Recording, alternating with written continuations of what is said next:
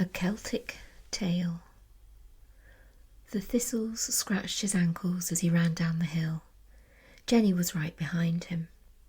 The dune grass snagged, but he pulled free, revelling in the warmth of the sand between his toes. And high above, the Welsh prince watched. Their gait is stilted. Old bones do not flow freely, he thought. Gnarls protrude, and joinings dry. Jenny was tiring. Tom reached the sea alone. His whoops were lost in the salty bumps of wind that buffeted his ears.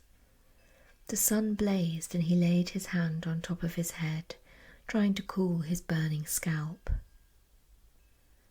Old hair does not cover well, Owain thought, watching Tom. Grey had replaced the red of Jenny's curls, but there was no change in her beautiful light, even to this last age, for it would not be long. He saw the translucence that surrounded her. It had begun, and soon he must take her. Tom was panting.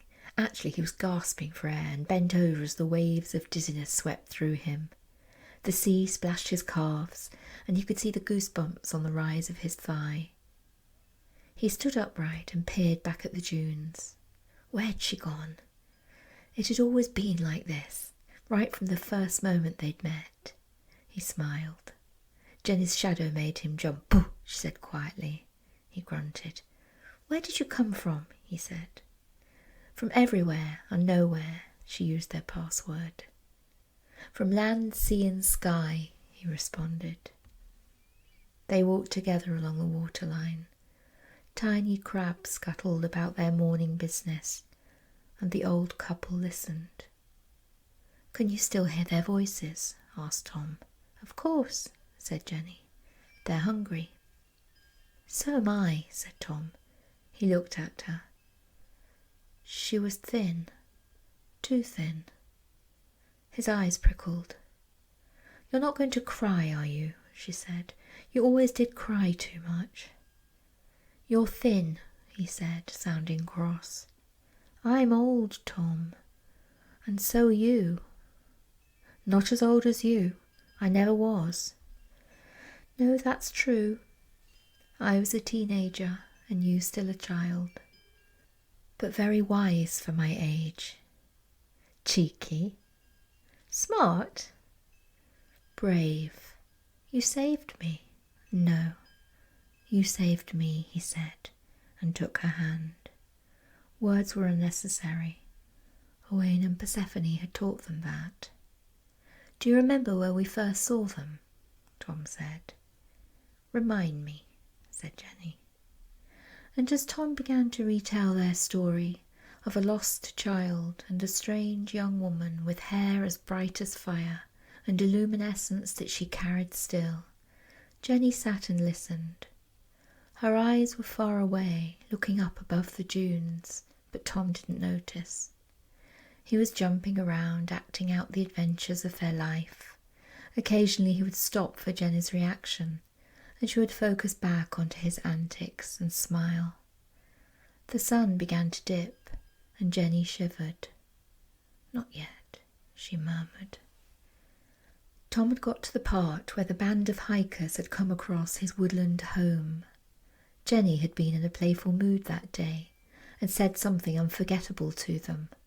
He'd never known quite what, but he'd laughed and laughed as the hikers, distracted, had argued vehemently about what the beautiful red-haired girl had said.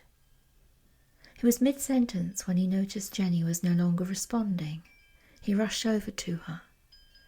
She looked at him, and her eyes were twinkling, but full of compassion. "Tom, do you know how old I actually am?" she asked. "You would never tell me," he said. "How old are you now, Tom?" "I lost track after 80. I was never sure when I began counting anyway." "Why?" "You're well over 90, Tom. You run down the dune as the young boy I found, but time has caught up with us both, my darling boy." Tom looked at her. He stopped speaking and came to sit by her. They held hands, rough, large fingers, holding slender, bony ones. Jenny felt warm. She'd always felt warm. She'd found him cold and terrified, wandering her wood, and they'd never been separated since. Owain shifted as Persephone came to him.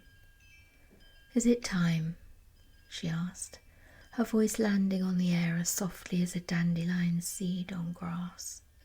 They stood side by side, glorious figures in the fading light. Jenny watched them high above the dunes.